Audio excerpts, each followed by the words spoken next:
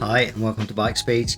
So this week we're going to fully service, fully rebuild and sort out this Giant Propel. Now this is a lovely bike. We're going to be putting a new chain on this. We're going to be doing all the internal routed cables, including sorting out a problem where the derailleur cables enter the frame.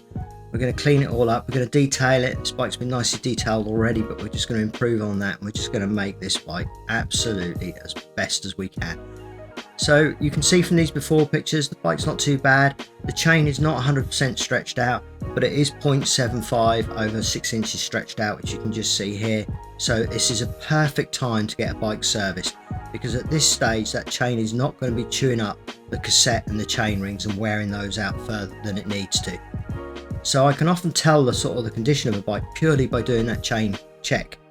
Now, when we took the skewer out, you can see here there's a little bit of rust on this skewer. This is actually a chromed steel of some description. The chrome is just pitted in the center and it started to rust. This is the reason why I grease skewers, this very reason, because that rust will gradually expand and it will stick inside the axle of the bike and would then become a problem. So by servicing that, you can solve that problem further down the line, which is what you see in our other videos and in this video. You can see there the cassette was grimy but not too worn, so that's fine. Now initially when I first sort of checked this bike, I knew it wasn't changing gear right, and you can see here we've got a little kink in the ferrule at the end, a little bit of rust in the cable, and I assumed that it was probably this piece of cable down this end that was causing the shifting to be quite poor. But actually, as you'll see as we move along the bike, we found something else that was actually the ultimate reason why we were having trouble with the gears. You can see here the derailleur, it's built up with a little bit of grime, but it's not too bad. So again, good spot to service this bike, get everything nice and clean, everything re-lubricated, and the parts on this will be good to go for a few thousand more miles. Everything comes off the frame because this is a detailing service. The customer specifically asked us to do that, so we strip everything back to the frame and then we'll polish and detail the frame. Front derailleur, again, just a little bit dry, but not too bad. That was all okay. This bolt here was way too tight, way over tension, way over torque setting. So we're going to sort that one out when we put it back on and make sure that's torqued correctly. But again, a good reason to service your bike, because parts can actually be too tight as well as loose. And when they're too tight, they can break things. So that was a good thing with this service that we sorted that out. Look at these brake pads. The holder for this brake pad was at completely the wrong angle. Some people do toe their brakes in, but as you can see, the angle of that, it was way too far in. It had never been adjusted properly, or it had moved in its lifetime. And it wears the pads out extremely quickly, and also it gives you juddery brakes. The brakes just aren't quite as smoothly actuating as they should be when your pads aren't in a line and at the right angle. So we'll resolve that when we put the new pads in. So off come the brake calipers front and rear. We're going to sort all this out. We're going to lubricate the pivot points on those. We're going to lubricate the springs that are inside those as well, and that should just make those actuate. And it's not more about the actuation, it's more about the release on this type of brake to make sure that they're releasing and they're smooth to release. So we'll sort that out along the way. So we'll take everything apart now. We're not putting the jockey wheels through the ultrasonic cleaner, we're just going to put the cages through. Same with the chain set, we're going to put the rings through, but the rest we'll clean up by hand. So we sort of select the parts that we're going to put into the ultrasonic cleaner, weigh up what we're going to do with that, and then we go through our process. So we'll put the chain rings in. We'll actually turn those. They're a little bit big for our ultrasonic cleaner, but we'll turn those halfway round. That'll be more than enough to clean those up, because you're not trying to get really in-depth parts with that, so they actually don't need long at all. So we'll just turn those along the way. Now we wash the parts down. Once they've come out of the ultrasonic cleaner, everything is washed down and then re-lubricated. I must say, this week, this video was a nightmare to film. We were actually quite busy in the shop this week, and we normally do this over sort of maybe 2, maybe 3 sessions of filming of a bike. We had a lot stop starting with this bike, and Simon kept coming in and going home and coming in and going home, and I really appreciated his commitment to this channel. With certainly this bike really showed that commitment. If you can do one thing this week, please subscribe, just purely to show Simon that you are out there watching and that his efforts are well received. Drop a comment for him, maybe hit the notification bell just so he can see those little things in the statistics that we get, that he can see the channel growing, because this bike was probably one of the biggest efforts so far that we've done on the channel. So once we've washed everything up, you can see here the skewer, we've cleaned off the rust that was on those, we've degreased them, we've washed them through, and then we're just scrubbing all the parts down. I mean, this cassette, even this, it came up like new. I was really pleased with that. We wash everything down and then we'll go through our lubrication process. Now with the lubrication, you'll see that we use syringes, which you've all mentioned in the comments, and there's other little things along the way with this bike. like the cables and like the vinyl detailing. We're actually in the middle of building a website, but we are a little two-man team, so it's taken us a little bit of time to figure things out, like post and packaging for international and things like that. So it's going to be a few months before that goes live, but the odd things you're all asking about, we hopefully will have for sale that we can supply you direct from us. So I'm sure you'll hear me banging on about that in due course. Anyway, we're now on to lubrication. So we lubricate all the pivot points on the derailleurs, the jockey wheels themselves. We use Loctite 222 to put that derailleur together. We even do things like lubricate the thumb adjusters here, just to make sure that they're actuating when it's on the bike, because you may need to adjust your gearing along the way, and there's nothing worse than a seized thumb adjuster, which I see quite regularly where I have to free those up when I actually service a bike. So it's nice to have everything operating smoothly. Even front derailleur, we lubricate the pivot points. These pivot points don't necessarily need lubricating on the Shimano, but they do wear, and it just helps the actuation of the part if we do that when we service it, because ultimately they're not brand new bikes that we're servicing, they are worn bikes. So we're just making sure that the parts last their life until their life extinct. Brakes as well, pivot points, a little bit of general purpose grease on there, a little bit of general purpose grease on the spring. That'll help the actuation and release of those. Again, this is what I mentioned right at the start of the video. We lubricate the skewer, a little bit of general purpose grease along its length, and a little bit of copper slip anti-seize on the threads, and that will just make the world of difference to your skewers and to stop that binding inside the axle of the bike. It's quite an important one that is often missed on bikes, especially when they're serviced and things. I just put a little bit of general purpose grease on this chain set. It just helps me actually release the chain ring next service. It just stops it binding and corroding to the chain set itself. So that's why I lubricate those. And then in go the bolts that hold us together. Now the chain set is one of the few things that I actually torque as I put it back together, because I want everything on a chain set to be in its final position to adjust the front derailleur. So I do that along the way. Now this was the problem we had with the rear derailleur and the front derailleur starting to happen here. Inside there should be those little outers, those sprung metal outers that go round this corner and help the initial routing of that internal cabling. And the rear derailleur one had come completely off and was down the frame somewhere. The front derailleur one was already coming off, and the little outer there had popped through it. So we need to address that, so we had to replace both cables on this bike. Now here's the one that should be on the rear derailleur. You can see that's a good 4 or 5 inches away from its housing. So that means the initial actuation around that frame is pulling on the inside of that frame, and just will hold that cable and just won't be very nice at all. So we're going to deal with that. So I've come all the cables. Now I also noticed here that on these outers up towards the handlebars here, you can see that corrosion, that little bobbling effect. That's actually rust forming under the surface. The front and rear derailleur cables had that along their route, so clearly we need to replace the outers as well. Often I'll leave the outers on the handlebars, but in this instance they did need replacing, so we did the entire cabling system on this bike, inside and outside, so the internal cables and the exterior cables. Now we use a super slick cable. It's a nice stainless steel cable that's very, very tightly wound. When you run your fingers along it, it's very, very smooth on your fingers. You can just feel how there's so much less friction on these than many of the other cables. Even the Shimano cables that are coated with that blue coating, I find that ruckles up inside the outers and doesn't always last, and it's not actually as smooth as what these feel straight out the packet. So they're a lovely cable that we use on bikes. Now I'm also using the cables to reroute the outers through the handlebars. I just put the cables through the old outers and then swap them out with the new outers and use the cable to route it back through the handlebars, because it's a short little distance, but it's surprising how fiddly they can be to actually put a new outer in at times. And the other thing I noticed with this right hand shifter was it was actually tucked in a good few degrees more than the left hand shifter.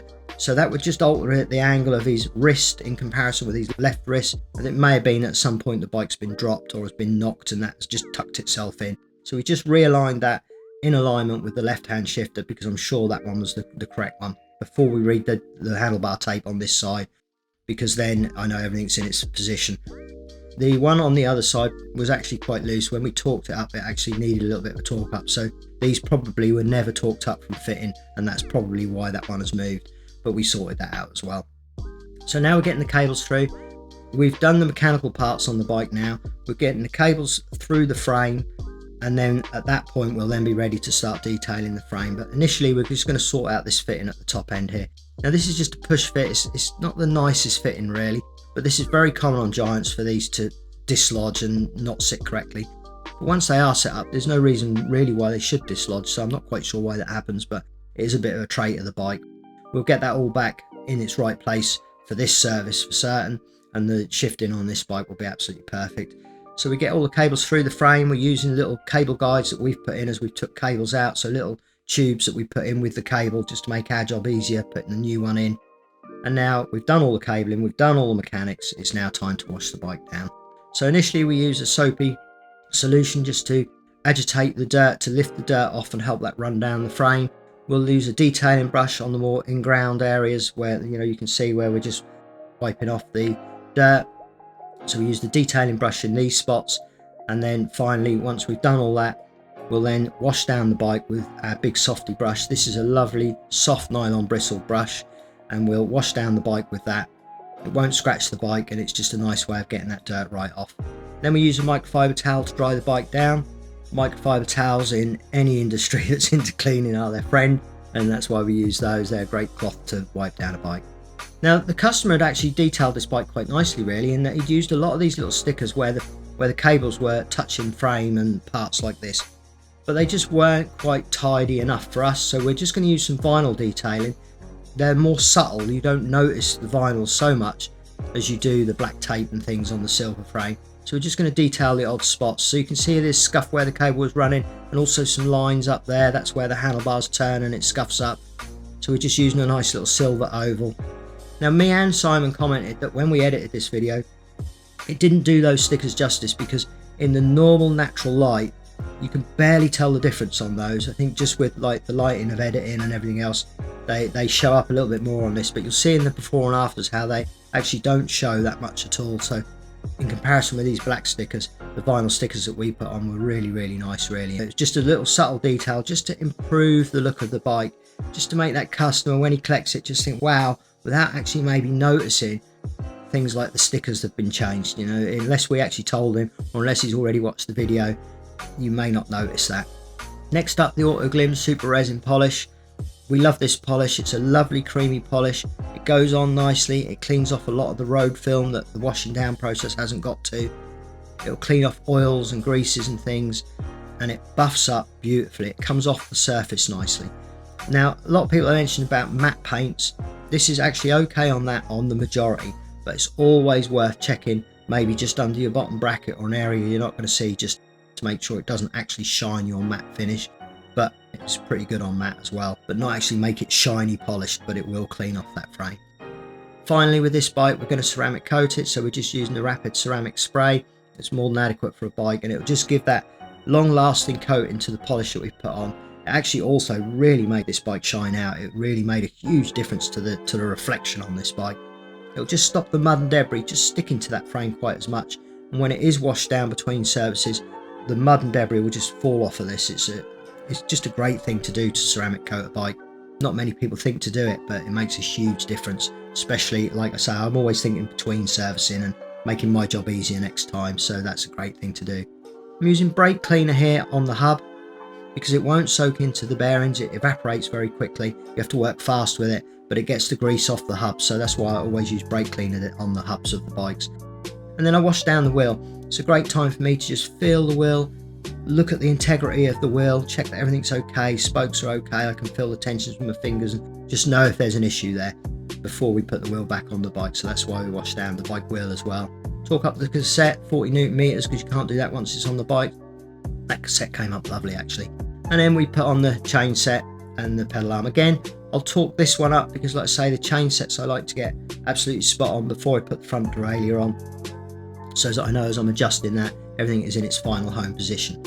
But in terms of the rest of the parts, like front, rear derailleur, brakes, all of those things, I'll actually just nip them up with an Allen key, pinch tight, so that I can do my adjustments, make sure everything's right, and if they do need loosening for any reason, then I know that I can just undo those without having to affect a bolt or, you know, retorque it or anything like that. So we just make sure that's okay. So the front and rear derailleur are on now, and goes the rear brake. And like I say, this one needed a little bit of adjustment, which we did do along the way, but we didn't actually film. We knew this video was going to be a long video because there was a lot going on in it, so we actually elected just to sort the brakes out and just get the wheels on. We put new carbon specific brake pads in the rear brake. You don't want to be putting the aluminium pads onto a carbon rim. because they're a little bit harder, and they'll actually wear that carbon rim, the lacquer that's on there, wear that out much quicker than a carbon specific brake pad. So we just put the carbon specific brake pads on there. I also put a new tube in this cable guide here that has like a little grease of its own in those tubes, and that just helps the cable go around that corner. It's always good just to swap those tubes out, so we did that as well. And then we just nip off the cable. We've got a cable guide there to make sure it's the right length, and then that cable actually sits in its own hole in the caliper. A lot of people actually don't even realise that's there. I've seen these shortened too much or too long and not actually tucked in, but I check the brakes are working fine. Once I'm happy with that, I'll just nip that cable off, put a little end on it, and then that just tucks in its own hole there just to neaten that up. So we do that as well. A little bit of copper slip on the bolts that are in the accessory bolt holes. Again, that will just stop them sticking and corroding in the future. So if you need to take these bottle cages off, that will just stop that corrosion happening. And again, there was a little bit of corrosion on these, which I cleaned off, but they're now absolutely fine. And then on goes a new chain. The heartbeat of any bike, whenever I get to this part, I know I'm almost home and dry with the bike really, so it's always nice to get the chain back on. But a little bit of thumb adjustment on the rear derailleur just to get that shifted nicely, and it's absolutely performing as it should. It was going up the gears, but it wasn't dropping down the gears because the cable was catching on that frame inside, so that's now working nicely. And then finally, once we know all the gears and everything are working, the brakes are all adjusted as they should be, we then start our torquing process of going through all the nuts and bolts on the bike to make sure they're all torqued correctly. I mean, this stem, look how loose they were. That's not for film effect, that was how they were when the bike came in. They were too loose. So we torque those up correctly. Everything we go through that we can get to, we'll torque. So we start off at the front end of the bike, so we're torquing the cockpit and the stem and everything there, the front brake, and then we move to the center section of the bike, so that'll be the chain set and the front derailleur and the odds and ends down there. And then normally we actually do the seat post and the saddle, but in the case of this bike, we needed to take it off the stand to do those, so I didn't want to put it back in the stand. So we moved to the rear triangle, which is rear brakes, derailleurs, pinch bolts, you know, even the cable pinch bolts have their own setting. And then finally, once the bike was off the stand, we were able to just do the seat post and the seat clamp itself, and then give the tyres an inflation. We want the bike to be absolutely ready to ride. When the customer leaves the shop, he can come and collect it and ride it home. So we get the tyres inflated. The rear actually was a little low on this one. We've inflated those correctly. So as you can see from these before and afters, what a huge difference. Everything's about subtlety. The bike is now as clean as it can be, all adjusted correctly. The little detailing with the vinyl stickers all sorted out. You'll see on the seat stay in the next shot how that vinyl sticker just takes away from the blackness right there. So I hope you've enjoyed this video. We enjoyed filming it, and we'll see you again next week. Bye for now.